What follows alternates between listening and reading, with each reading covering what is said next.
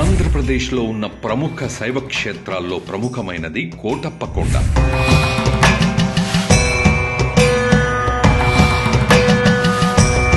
శివరాత్రి తిరునాళ్లు అత్యంత వైభవంగా జరిగే క్షేత్రం. రాష్ట్రం నలుమూలలా నుండి ఆ శివయ్య దర్శనం కోసం భక్తులు విచ్చేస్తూ ఉంటారు. ఆ భక్తులకు ఎటువంటి అసౌకర్యం కలగకుండా శివయ్య క్షేత్రం శివయ్య తిరునాళ్లకు అంగరంగ వైభవంగా ముస్తాబైంది. కోటప్ప కొండను రాష్ట్రంలోనే ప్రముఖ పుణ్యక్షేత్రంగా తీర్చిదిద్దాలని నరసరావుపేట ఎమ్మెల్యే మన గోపిరెడ్డి శ్రీనివాసరెడ్డి గారు కంకణం కట్టుకున్నారు. అనుకున్నదే తడవుగా క్షేత్రస్థాయి నుండి మొదలుపెట్టి అభివృద్ధి పనులపైన ప్రత్యేక ప్రణాళిక రూపొందించారు.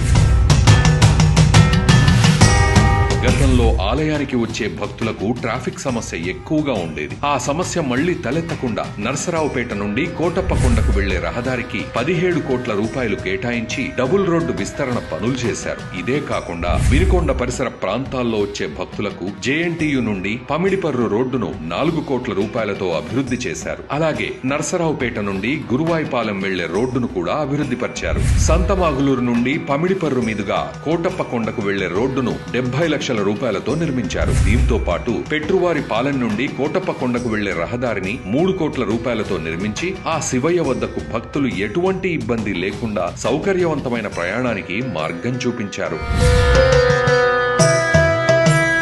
కోటప్ప కొండపైకి వెళ్లే రహదారిని, కొండపై ఉన్న దేవుళ్ల విగ్రహాలను, ఆలయ పరిసరాలను మరమ్మతులు చేసి అత్యంత సుందరంగా ఆలయాన్ని తీర్చిదిద్దారు.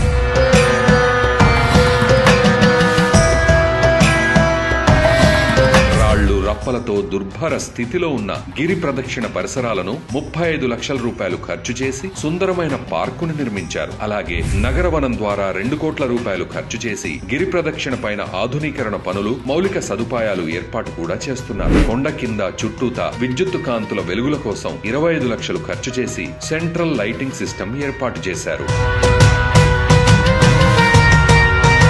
50 లక్షల రూపాయలు వెచ్చించి 4 టన్నుల ఏకశిలా నంది విగ్రహాన్ని ఆలయంలో నిర్మించి ప్రత్యేక ఆకర్షణగా నిలిపారు.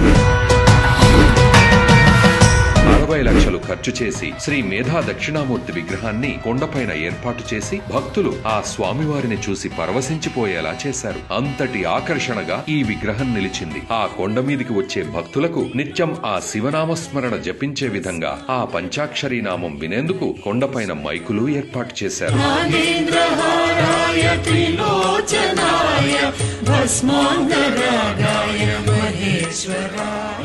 పెట్రువారిపాలెం ఒక ముఖద్వారం నిర్మాణం పూర్తి కాగా కొండ కింద మరో ముఖద్వారం నిర్మాణం పూర్తి చేస్తున్నారు.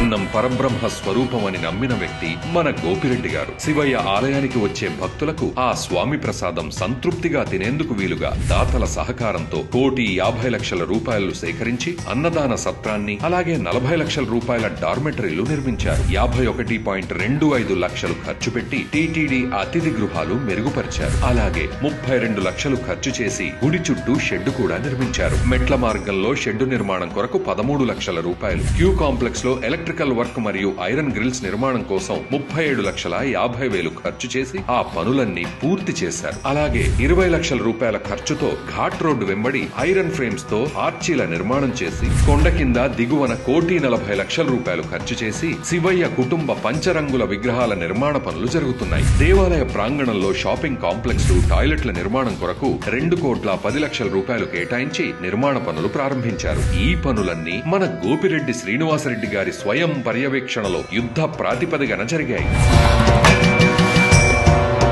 అలాగే కొండపై అత్యంత ఎత్తున ఉన్న శ్రీ బొచ్చు కోటయ్య స్వామి ఆలయాన్ని చేరేందుకు రాతిమెట్ల మార్గాన్ని కూడా నిర్మిస్తున్నారు. ఇవి రానున్న రోజుల్లో పూర్తి కానున్నాయి. ఆలయ అభివృద్ధికి కంకణం కట్టుకున్న గోపిరెడ్డి గారు మొత్తం 36.6 కోట్లు ఖర్చు చేసి ఆధునికీకరణ మరియు మౌలిక సదుపాయాలు ఏర్పాటు చేసి ఆ శివయ్య ఆలయ రూపురేఖలే మార్చేశారు. ఆ శివయ్యకే కాదు, ఆ శివయ్య భక్తులకు కూడా సేవ చేసుకునే భాగ్యం దొరికిందని గోపిరెడ్డి గారు సంతోషం వ్యక్తం చేశారు.